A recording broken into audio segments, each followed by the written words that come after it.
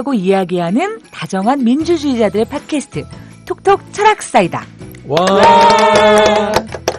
철학사이다 진행을 맡은 황주부입니다. 반갑습니다. 네, 안녕하세요. 저는 아카데미 느티나무에서 일하는 정세용 간사라고 합니다. 반갑습니다. 네, 안녕하십니까. 정치철학자 김만권입니다. 네, 톡톡 철학사이다가 짧은 휴지기를 가지고 돌아왔습니다. 저희 정말 많은 정치팟이 있죠. 그 안에서 현상을 이야기하고 논평하는 많은 팟이 있습니다. 저희 철학사이다는 뭔가 우리 스스로 사유하고 그것을 분석할 수 있는 틀을 가져보기 위해서 여러분과 함께 많은 주제들을 같이 고민했던 것 같아요. 정말 심각한 불평등의 문제, 그다음에 차별과 혐오의 문제들요. 그런데 저희가 좀 고민하면서 이런 것을 분석하기 위해서 무엇이 필요할까? 결국은 세계를 보는 개념적 틀이 있을 때 우리 스스로 사유하고 분석하고 질문할 수 있지 않을까? 그래서 6개의 키워드를 가지고 이 개념적인 틀들을 같이 함께 공부해보고 고민해보는 그런 시간을 마련하고자 합니다. 그 6개의 틀은요. 첫 번째는 시민으로부터 출발합니다. 나는 과연 정치적으로 어떤 사람인가? 그리고 자유, 헌법, 평등, 혁명, 불복종 이런 키워드를 가지고 현재 내가 사는 이곳의 삶과 나와 우리를 함께 이야기해보겠습니다. 너무 오랜만에 뵙죠. 예, 저희 셋이는요. 예, 두 분 따로 외도를 하셨다면서요. 미국 대선 특집으로 외도를 좀 했습니다. 네. 근데 굉장히 조회수가 높더라고요. 저도 굉장히 기대되면서 지켜보고 있습니다. 참. 어떻게 말해야 되죠? 정세현 선생님 덕분입니다. 쓱 하시면 됩니다. 아닙니다. 오늘의 테마 토크는요, 저희가 좀 오랜만에 찾아뵙는데요. 시민이라는 키워드를 가지고 이야기를 나눠봤으면 좋겠습니다. 오늘부터는요, 조금 이렇게 저희 포맷을 좀 바꿔보려고 해요. 그래서 테마 토크의 일부는요, 기획회의를 합니다. 그래서 실제로 우리가 이 주제를 가지고 어떻게 이야기를 하겠다라고 이야기하는 것보다는 각자가 고민하는 것들을 털어놓으면서 우리가 도대체 시민이라는 이야기를 왜 하려고 하는지 그러한 우리의 고민들을 좀 나눠보고요. 2부에서 그 고민에 대한 답들을 구체적이고 좀 철학적으로 찾아보는 그런 순서를 갖도록 하겠는데요. 그럼 먼저 오늘 1부 기획회의부터 좀 시작해볼까요? 네. 사실 이게 기획회의 하기 전에 제가 네. 좀 말씀드리고 싶었던 건 뭐냐면요. 우리 팟캐스트 있잖아요. 이 철학사이다만큼 기획회의가 녹음보다 긴 데는 없을 거예요. 사실 맞아요. 기획회의가 보통 2-3배 정도 걸리잖아요. 네. 2-3배 정도 걸리고 막 녹음하다가도 다른 팟캐스트는 녹음을 하다가 그냥 되면 쭉 가는데 우리는 안 되면 다 다시 지우고 새로 하고 제가 X를 하죠. 네, 그렇게 해서 정말 몇 안 되는 그런 팟캐스트라고 생각하는데 어떤 때는 저희들이 녹음한 내용들이 기획회의만 못할 때가 있다라는 생각도 맞아요. 들었었어요. 네. 기획회의 때는 정말 많은 이야기가 나와서 오히려 기획회의 이 자체가 팟캐스트 녹음 본방송보다 어쩌면 좀 더 많은 의미를 전달할 수도 있겠다는 생각이 들어서 전 이 기획회의 포맷이 참 마음에 듭니다. 예. 사실 김만권 선생님 말씀 때문에 저희가 일부를 기획회의 형식으로 포맷을 바꾸게 된 거고요. 이 마이크라는 것 앞에서도 저희가 이 마이크 없을 때처럼 그렇게 자유롭게 기획회의를 나눌 수 있었으면 좋겠고요. 그 과정에서 사실 우리의 고민들이 좀 제대로 담겼으면 좋겠습니다. 오늘 저희가 본격적으로 시민이라는 그 키워드를 가지고 좀 이야기를 해볼 텐데요. 시민, 국민도 아니고, 그죠? 민중도 아니고 신민도 아니고 사실 우리 요즘에 가장 많이 쓰이는 말이 시민이 아닐까 싶은데요. 이 시민이란 과연 누구를 말하는 것일까? 정세훈 간사님. 시민 운동단체에 계시잖아요, 지금. 네. 시민은 누구를 말하는 겁니까? 이게 항상 어려운 질문이에요. 이게, 항상 이제 시민 없는 시민운동이다라는 비판도 있고 한데, 그래서 막 그런 비판을 하는 사람들 중에 보면은, 회원수가 적어서? 시민 없는 시민운동, 너네 해봐야 회원이 기껏 1-2만 명밖에 안 된다는데, 니네가 무슨 전체 시민의 대의를, 의사를 대변하느냐, 이런 식으로 말하면서, 그래서 제가 찾아보니까, 자유총연맹 이런 데는 회원이 70만, 80만 이래요. 진짜요? 이러면 시민 있는 시민 단체인가? 이런 생각도 드는데. 전 그건 국민단체라고. 국민단체. 관변단체. 그래서 회원수가 많다고 시민단체인 건 아닌 것 같고, 그 시민이라고 생각했을 때 저는 가장 짝을 지어서 생각나는 단어가 참여라고 생각하는데, 결국에는 공동체 문제에 관심을 가지고 또 때로는 참여하는 구성원들을 시민이라고 하지 않나 이렇게 생각하는데 이 표현을 사람들한테 얘기한다는 거는 조금 어려운 일 같아요. 그러니까 막 시민은 뭐야 이렇게 딱 설명을 좀 더 손에 잡히듯이 할 수 있으면 더 좋을 텐데 그래서 시민이 누군데 이렇게 다시 물어보면 약간 조금 위축될 수도 있을 것 같다는 생각이 들긴 합니다. 뭐 저는 시민이라고 생각했을 때요. 뭐 사실 학문적으로 시민이 뭐다라는 건 딱 이미 뭐 어느 정도 정해져 있고 저 개인적으로 시민이 누구냐라고 물어본다면 저는 자기 목소리가 있는 사람들인 것 같아요.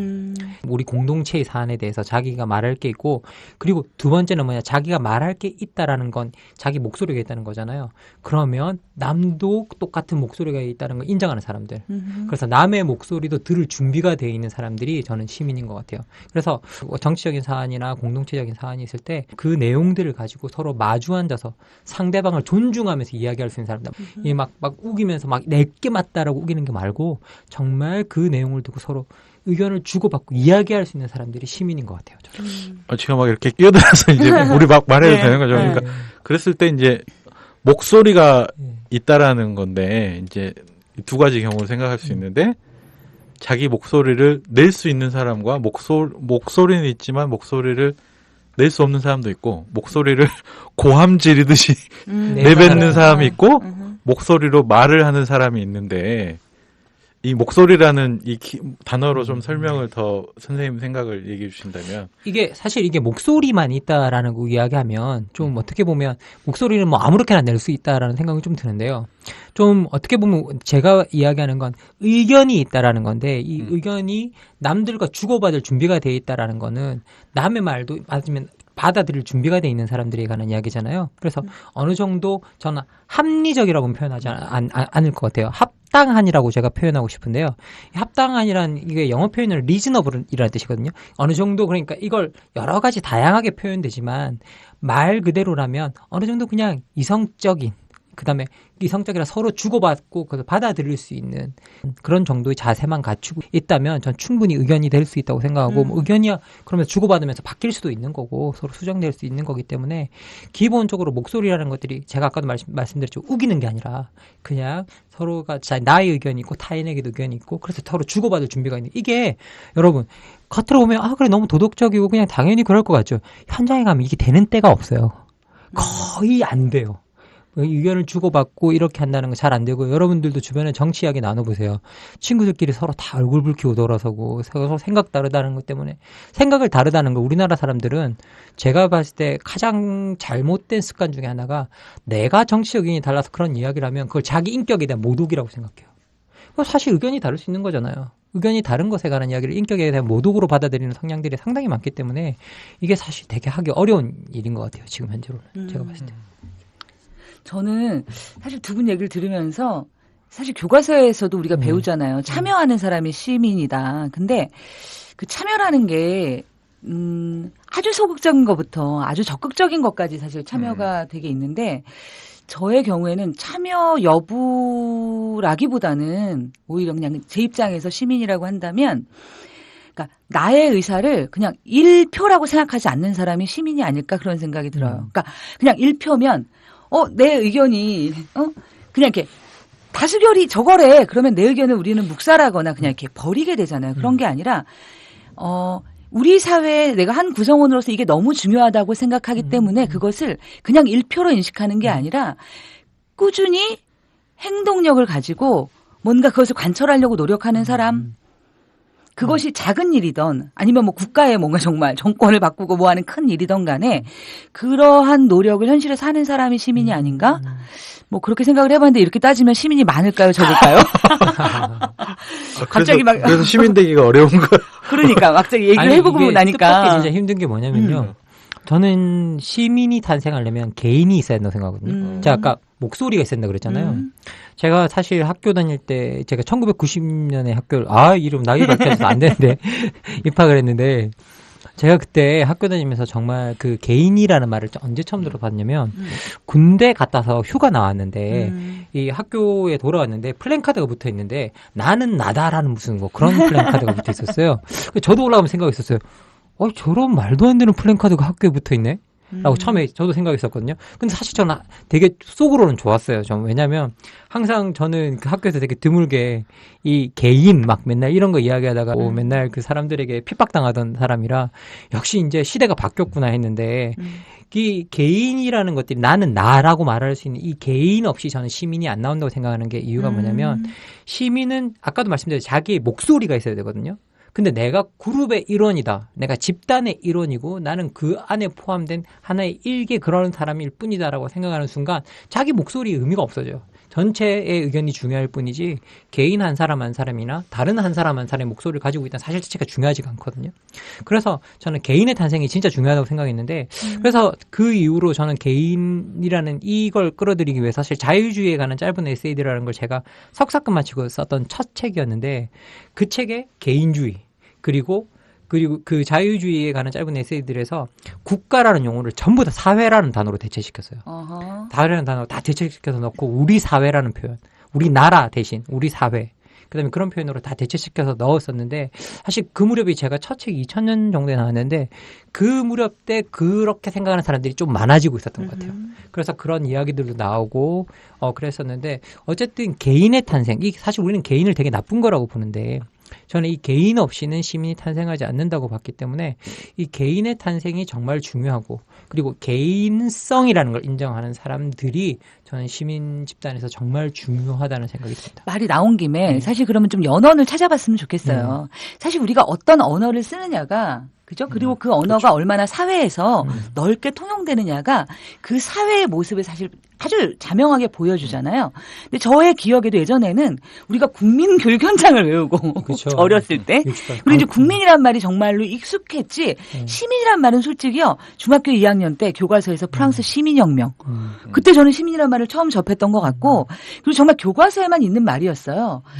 그리고 어느샌가 저의 개인의 역사 속에서는 제가 이제 80년대 말 90년대 초에 이제 데모를 집회를 나갔을 때 우리가 국민 여러분 이렇게 얘기하지 않았던 것 같아요. 애국 시민 여러분, 민주 시민 여러분, 저희의 얘기를 들어주십시오. 막 이러면서 뭔가 시민들을 불렀다는 거죠. 근데 그것도 되게 한정적인 공간이었어요. 그 공간에서만 시민이라는 이야기를 썼는데 어느 틈엔가 이제는 사실 국민이라는 이야기보다 시민이라는 이야기를 오히려 대체해서 예전 같으면 국민이라는 이야기를 썼을 법한 자리에다가 시민을 넣는 일이 훨씬 더 많아지고 그러니까 용어의 그 빈도에 있어서도 차이가 훨씬 그 시민을 많이 쓰는 것 같아요. 그러면 언제부터 우리 사회에서 이렇게 시민이란 말이 많이 쓰이고 이렇게 대두되었을까 궁금한데요? 아세요? 저는 사실 이게 시민이라는 말이 많이 쓰인다라는 말에 동의하면서도 동의하지 않는 게 그래요? 이건 선생님 이렇게 나누면 그런데 좀 민주주의를 선호하는 사람들이 쓰는 용어지 거기에 관심이 별로 없는 사람은 여전히 국민이라는 것 같아요. 왜냐하면 출판계에서 유명한 격언이 있어요. 출판계에서 책에 시민자 넣어서 성공할 수 있는 건 유시민밖에 없다. 되게 유명한 격언이 있어요.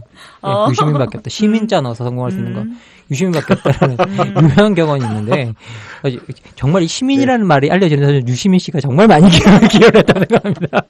그런데 유시민밖에 없다라는 유명한 말이 있습니다. 그만큼 우리한테 시민이 일반적으로 쓰이는 것 같지만 막상 사람들이 그거 다 했을 때 별로 좋아하는 말도 아닌 것 같고 제가 한번 20대 후반인 친구들한테 지금 이제 그 친구 20대 후반이 되고 그 친구가 지금 이제 변호사가 됐거든요. 그리고 아주 활발하게 좀 민주진영에서 열심히 활동하고 있는 친구예요. 근데 그 친구도 시민이란 말 대신 국민이란 말을 훨씬 더 좋아했어요. 아, 진짜? 네, 그래서 왜냐 그랬더니 시민이란 말이 무엇인가 엘리트적인 냄새를 풍긴다는 거예요. 예. 그래서 오히려 평범한 사람들과 격리되어 있는 사람들처럼 느껴진다라고 해서 자기는 그 말을 좋아하지 않는다라고 그러더라고요. 그래서 우리는 그게 되게 좋은 영어라고 생각했는데 전 그 말을 들은 순간 이건 뭔가 또 우리가 뭔가 착각하고 잘못 생각하는 것도 있겠다라는 좀 생각이 좀 들었었어요. 예. 저는 개인적으로 국민이라는 말 쓴 지가 네. 너무 오래돼서 기억이 잘 안 날 지경이거든요. 저도 37만 7천 정도 안 쓴 용어 같습니다. 근데 이제 이게 시민운동, 시민단체 이렇게 해서 아마 90년대부터 많이들 이렇게 좀 쓰이기는 시작했는데 여전히 이제 익숙하지는 않은 것 같아요. 특히 이제 정치인들이 쓰는 어휘는 국민이라는 말을 많이 쓰고 정부에서도 뭐 국민이라는 표현을 쓰지 또 이제 시민이라는 말을 쓰진 않고 헌법에도 보면 모든 국민은 이러이러한 권리를 가진다고 돼 있지 모든 시민은 이러한 권리를 가진다 이렇게 일종의 이제 법적 주체로서 이렇게 개념이 규정되어 있는 거는 국민이 훨씬 더 법률적인 용어로 많이 사용되지 시민이라는 표현은 잘 안 쓰는 거예요. 법률적으로는 그럴 수도 있는데 이게 너무 내가 개인적으로 생각하는지는 모르겠는데 제 기억을 좀 되짚어 보면 그런 거예요. 예전에는 80년대 같은 경우에는 그런 게 있었죠. 그러니까 예를 들어 그냥 일반 국민이 있고 운동하는 소수가 있었던 거예요. 그래서 환경도 운동이었어요. 환경운동연합. 그리고 무슨 운동본부, 국민운동본부? 그러니까 국본이라는 게 있었잖아요. 그렇죠. 네, 그러니까 실제로 뭐냐면 그리고 노동운동, 네. 학생운동 이렇게 운동하는 소수의 사람 운동가들인 거죠. 그들은 운동가들과 국민만 있었는데 87년 이후에 노동자와 시민들이 거리로 다 나왔잖아요. 그러면 사실은 그 안에서는 우리를 서로 지칭할 때 국민이라고 지칭하지 않았던 것 같아요. 근데 그 당시 돌이켜보면 전 네. 고등학생이었긴 했는데 네. 제가 고2였거든요. 87년에. 그때 전 거리에서 들었던 많은 단어가 민중이라는 단어였어요.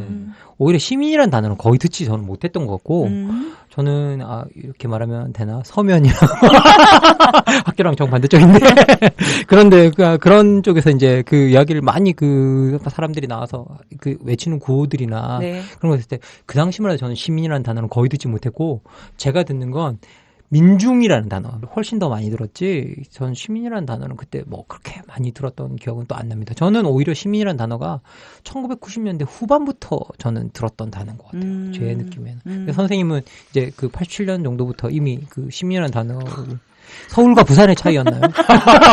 저 그때 아니 대학생 때 있었다는 거잖아요. 네, 고등학교 때는 거창에 있었고요. 그러면 90년대 후반에 어떤 의미에서 시민이라는 게 대두됐다고 그럼 생각하세요, 선생님은? 기억이나. 저는 90년대 후반, 초반일 수도 있겠다는 생각도 들긴 드는데, 왜냐하면 저희들이 90년대 초반 후반에 노수석, 강경대 이렇게 지나면서, 그때 이제 그 선생님께서 말씀하시는 민주시민 여러분, 이런 말들은 많이 들었었어요. 그런데 87년 거리에서 제가 이제 저는 물론 지방에 있었지만 그 당시에 거리에서는 그렇게 많이 들었던 단어는 아니었던 것 같고 그때만 해도 시민이라는 단어가 나왔을 때 참 낯설었던 단어라는 생각이 들었었어요. 시민이라 정말 찾아봤었거든요. 서울 시민인가? 이런 부산 시민인가? 예. 이런. 정말 정치학을 하던 저도 되게 낯선 단어여가지고 이거 한번 찾아봤었거든요.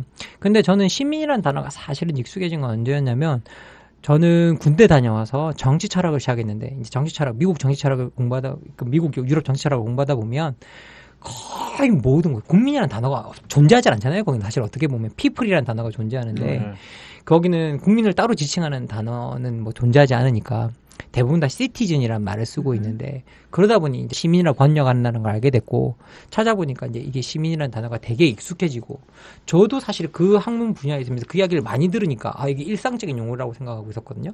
근데 바깥에 나가보면 또 그 당시만 해도 또 학교나 이거 바깥은 또 시민이라는 용어는 그렇게 크지 않았던 것 같아요. 저는 근데 1997년 이후에 우리 IMF 이후에 제가 목격했던 건 어떤 거였냐면 좀 시민사회 단체들이 이제 많이 활성화되기 시작하면서 그 시민사회 단체를 부르면서 일반화된 용어가 시민이 아닌가라는 저는 그렇게 생각이 좀 들더라고요. 그러니까 이제 민중도 아니고 네. 어떤 계급이 아닌 누군가를 지칭하는 표현으로서 시민이었던 것 같은데 저는 이 얘기를 들으면서 생각하는 것이 예를 들면 국가나 이런 정부가 호명할 때 사람들을 부를 때는 국민이라고 부르고 예를 들면 이렇게 이렇게 투쟁하는 사람들 그러니까 저항하는 사람들이 그치. 다른 누군가에게 호소하거나 부를 때는 시민이라고 부르는 느낌이 약간 좀 있는 것 같아요. 그래, 맞아요. 네, 그게 되게 강한. 그러니까 정부에서는 항상 국민 동원하는 의미로 야 이리 와봐 이렇게 너희들 국민들 이렇게 부르는 건데 우리 이제 저항하거나 이렇게 뭔가 사회를 바꾸려고 하는 사람들이 함께하자고 호소할 때는 시민이라는 표현들을 많이 썼던 것 같은 느낌이 들어요. 그리고 제가 예전에 이제 수능에서 사회를 좀 가르쳤었는데 거기서 보면 이제 국가의 구성원은 국민이잖아요. 그럼 민주주의 사회의 구성원은 시민이다란 말을 교과서에서 배워요. 교과서에. 멋지다, 진짜. 네, 교과서에서 배우고 이제 그런 교육들이 보편화된 지가 되게 오래된 거예요. 그래서 우리는 사실은 배웠다 하더라도 이 국민교육 권장 세대이기 때문에 이게 현실과 교과서라는 게 굉장히 유리되게 느껴지지만 사실은 그 민주주의, 그러니까 87년 이후 세대에게 이 시민이란 말은 그 이후에 교육을 받은 세대에게 시민이란 말은 당연하게 교과서 속의 이야기와 현실의 이야기가 민주주의 그러면 시민 아니야? 이런 게 또 되게 자연스럽게 받아들여질 수도 있었던 것 같아요. 네, 뭐 저는 어떤 좀 느낌이 드냐면 저는 정말 시민이 만들어져야 된다고 생각을 하고 저는 국민은 존재하지만 시민은 만들어진다고 생각하거든요. 국민은 그냥 태어나면 존재할 수 있지만 시민은 정말 정치의식을 가지고 내가 자유롭고 평등한 사람이고 누구나 다 자유롭고 평등한 권리를 가지고 있고 그리고 그것을 인정하면서 서로 같은 공동체 내에서 살아간다라고 생각하는 게 저는 시민이라고 생각하기 때문에 시민은 반드시 만들어지는 거고 양성되고 배양된다고 생각을 하고 국민은 그냥 존재한다고 생각해요. 그래서 사실 옛날에 이 생각을 하게 된 게 뭐냐면 소크라테스가 고르기아스에서 이 칼리클레스라는 청년하고 논쟁이 붙어가지고 막 이야기를 하는데 뭐라고 이야기하냐면 페리클레스 같은 사람을 보라는 거예요. 페리클레스가 아테네의 가장 번영한 시기를 만들어내려고 그랬는데 사람들이 이 아테네 사람들이 페리클레스를 죽이려고 했다는 거예요. 이 이유는 뭐냐? 페리클레스가 존재하는 사람들의 욕구만을 채워줬지 그 사람들을 좋은 시민으로 만들지 못했기 때문에 그런 일이 일어났다라고 이야기를 하거든요. 그러면서 그 한 나라의 지도자의 일은 뭐냐면 좋은 시민을 양성하는 거다라고 이야기를 그렇게 표현을 합니다. 그래서 그게 지도자의 일인지는 모르겠지만 한편으로 제가 그때 들었던 생각은 뭐냐면 맞다 시민은 만들어지는 거지 그냥 존재하지는 않는 거구나라는 생각이 좀 전 들었었어요. 사실은 우리 사회의 민주화의 경험이 민주 시민들을 우리가 왜 애타게 불렀겠어요. 시민들을 만들어냈고 그리고 이제 사실 근데 그 시민들이라는 존재가 지금은 또 많이 변화하는 것처럼 보이기도 해요. 그러니까 예전엔 시민이라는 게 어떻게 보면 시민운동 이라는 개념에 갇혔다면 사실 지금은 그렇게 시민을 볼 수 없는 되게 많은 현상들이 벌어지고 있는 것 같아요. 그러니까 시민이란 말이 아까 예를 들어서 보면 뭐 엘리트다. 예를 들어서 엘리트적인 냄새가 난다. 혹은 시민운동 단체와 연관돼 있는 것 같다. 이렇게 얘기하지만 실제 지금의 시민들은 오히려 내가 시민운동 단체에 아무런 연관이 없어. 그런데 길거리에서 스스로를 조직화해서 다른 시민들을 불러 모아서 어떤 하나의 운동을 해요. 그러니까 제가 굉장히 주의 깊게 보고 있는 이슈가 하나 있는데 그게 바로 뭐냐면 홍준표 지사의 주민 소환 운동이에요. 그건 어떤 단체가 있는 게 아니잖아요. 어떤 단체에서 내가 예를 들어서 우리 단체에서 홍준표를 보낼 거야 이런 게 아니잖아요. 홍준표 지사가 하는 일이 이게 말이 안 돼. 라는 것에 동의한 시민들이 한 사람이 발의를 했더니 나머지 사람들이 그야말로 내가 평소에 어떤 단체에 소속돼 있는 거랑은 아무런 상관없이 그 시민들이 모여서 사실은 10% 이상의 그거를 내가지고 지금 뭐 보정하고 있다고는 하는데 그래서 우리나라 역사에서 주민 소환 투표가 어쨌든 성사된 예가 없잖아요, 아직. 근데 그게 지금 성사 직전까지 와 있는 경험을 봤을 때 이 시민은 또 어떤 시민인가. 그러니까 어떻게 보면 시민 운동이 아니라 시민 현상 혹은 시민 정치라고 볼 수 있을 정도의 뭔가 새로운 것들이 등장하고 있는 것 같고 이걸 여러 분야에서 볼 수 있는 것 같아요. 근데 저는 말씀을 들으면서 그런 동의하면서 드는 생각이 아까 김만곤 선생님이 말씀하셨던 것처럼 그러니까 이제 시민이라고 하면은 그냥 이렇게 뭉뚱그려진 어떤 주체잖아요.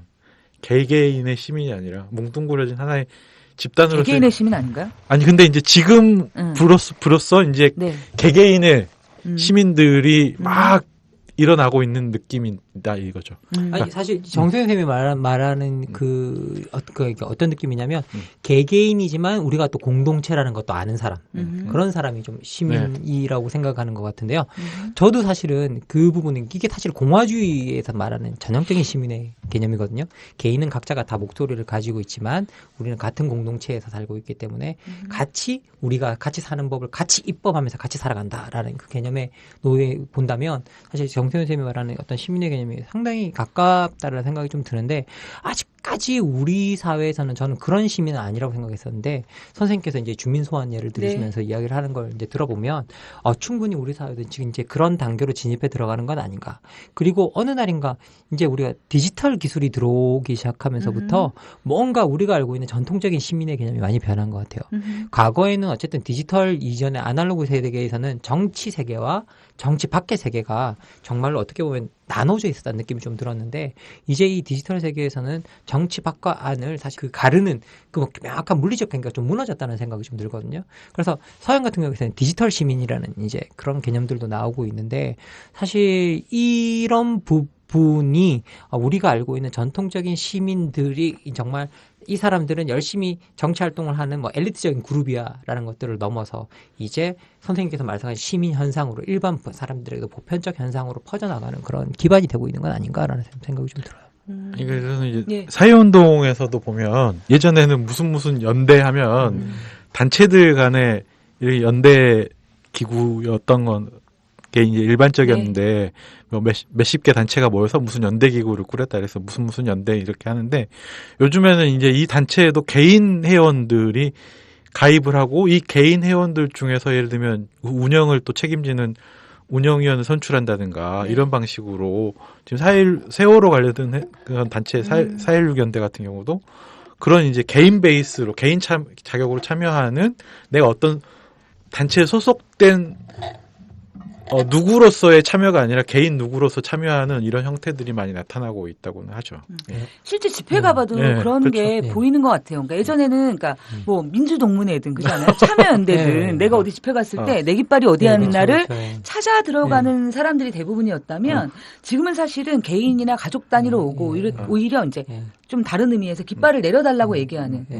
그러니까 거기에는 되게 뭐라고 그것도 일종의 폭력인데 저거 봤을 때는 깃발 내려달라는 거죠. 그냥 개인도 있고 집단도 있고 그런 거지. 저는 좀 약간 그런 생각이 좀 드는데 사실 우리가 지금 말했던 얘가 그 시민 정치 개념에서는 시빅 인게이지먼트라고 그래서 시민 관여 활동이라는 개념으로 실제 존재하거든요.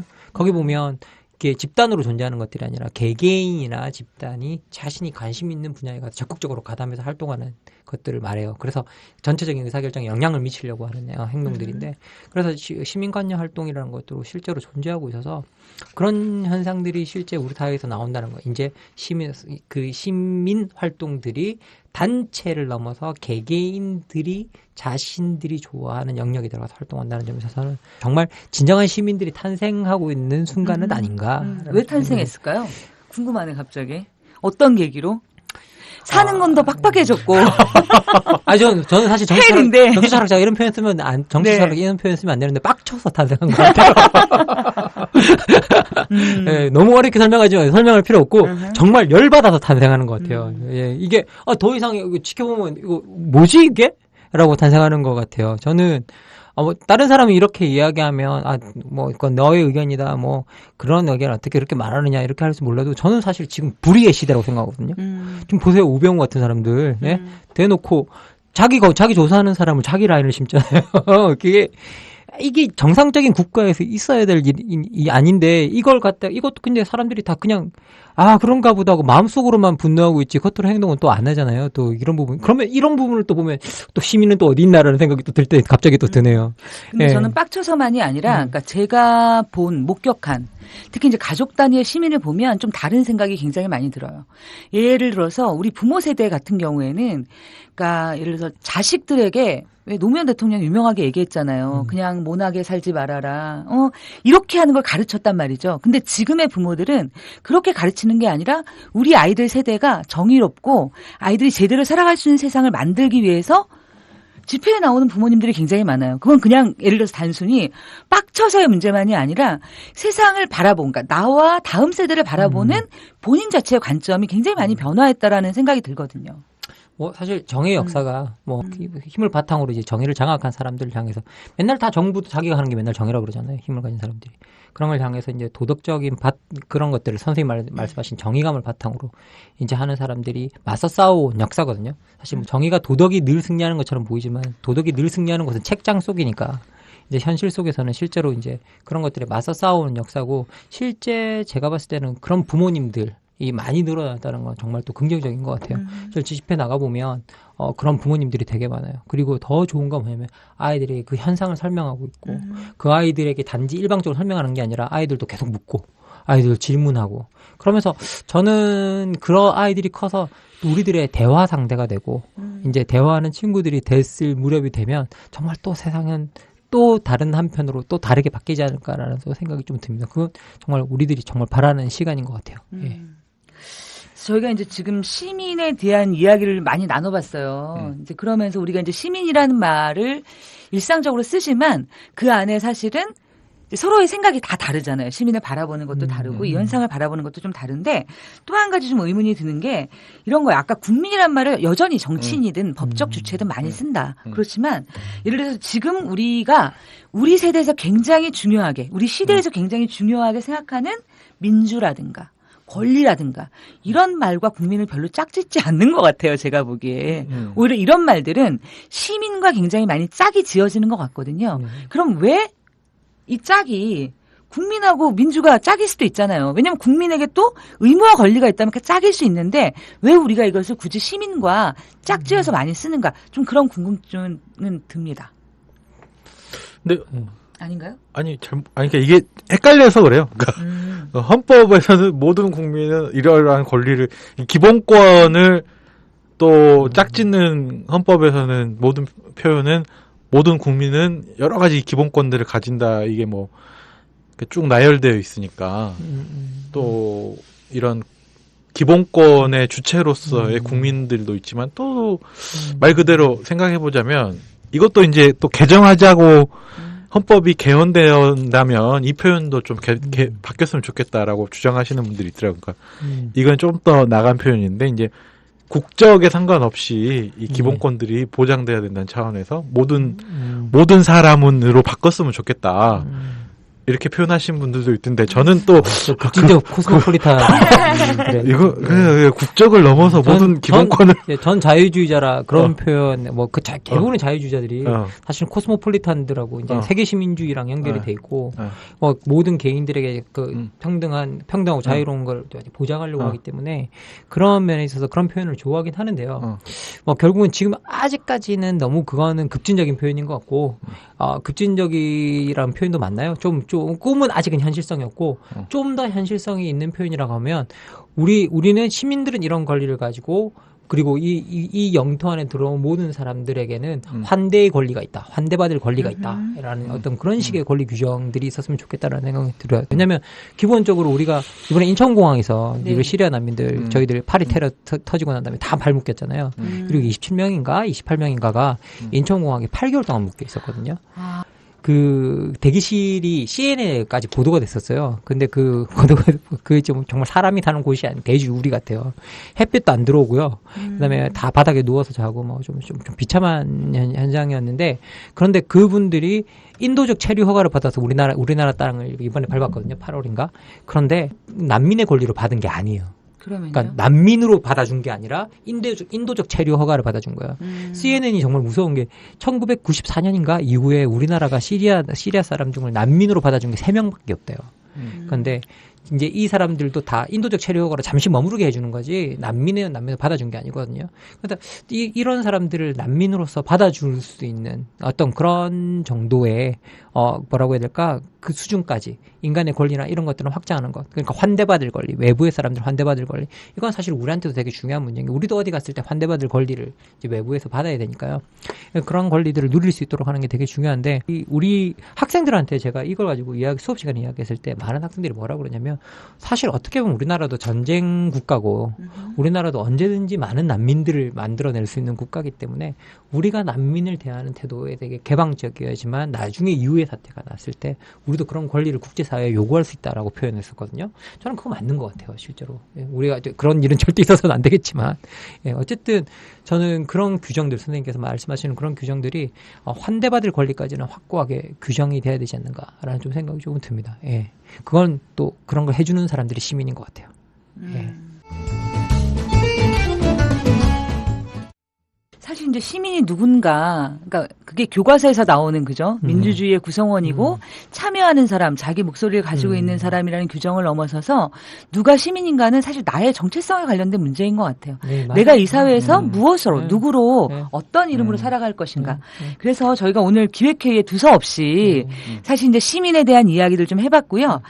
여러분들 오늘 첫 번째 토크 어떠셨는지 모르겠는데요. 우리가 평소에 궁금해했고 혹은 진짜 언제부터지? 이랬던 그런 질문들이 하나라도 우리의 토크에 담겼으면 좋았겠다라는 생각이 좀 들고요. 2부에서 조금 더 나에 대해서 시민으로서의 나는 어떤 사람인가라는 이야기를 가지고 찾아뵙도록 하겠습니다. 네. 혹시 오늘 네. 이야기 나누면서 조금 더 못다한 이야기나 간단한 코멘트 있으면 한마디씩 해볼까요? 어려운 문제 같아요. 그러니까 생각해보면, 이게, 본인을, 나를 어떻게 생각하느냐, 이런 것도 어려운 문제 같고, 또 우리가 자주 듣는 말 중에, 국민이 아니다, 막 이런 식으로.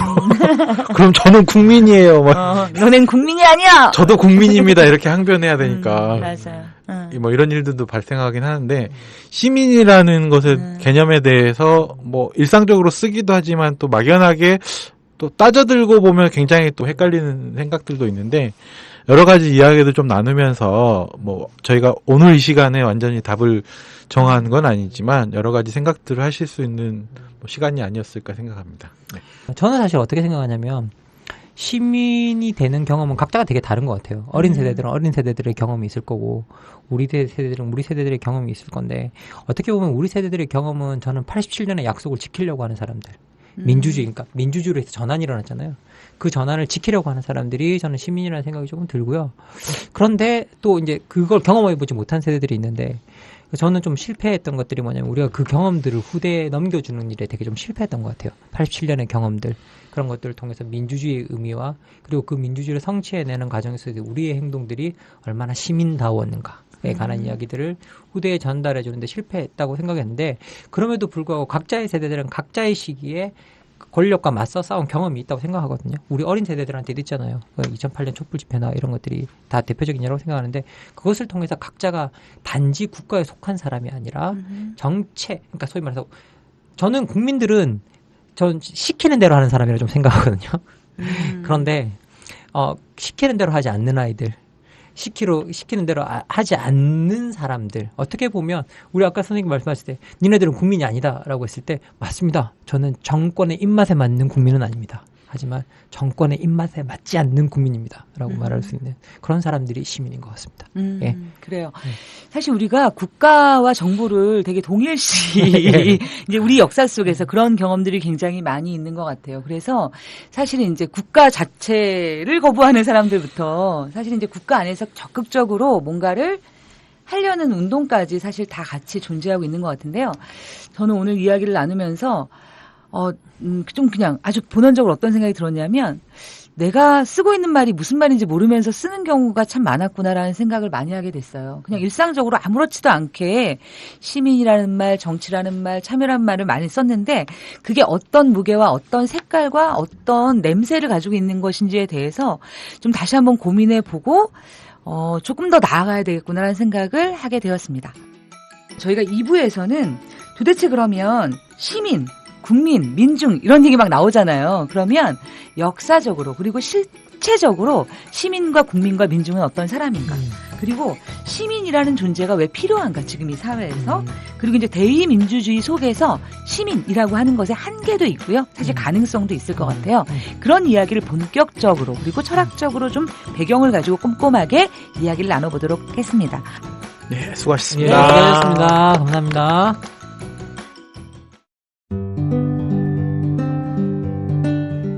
안녕하세요. 아카데미 느티나무 강좌를 7년째 듣고 있는 70살 넘은 할머니 정애자예요. 저에게 아카데미 느티나무는 새로운 배움터입니다. 배움을 통해 행동하는 시민의 발걸음에 동참하고 있다는 것이 뿌듯하답니다.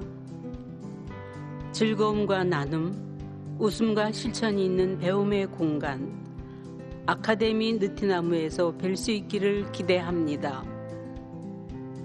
참, 아카데미 느티나무는 참여연대 부설 시민교육기관입니다.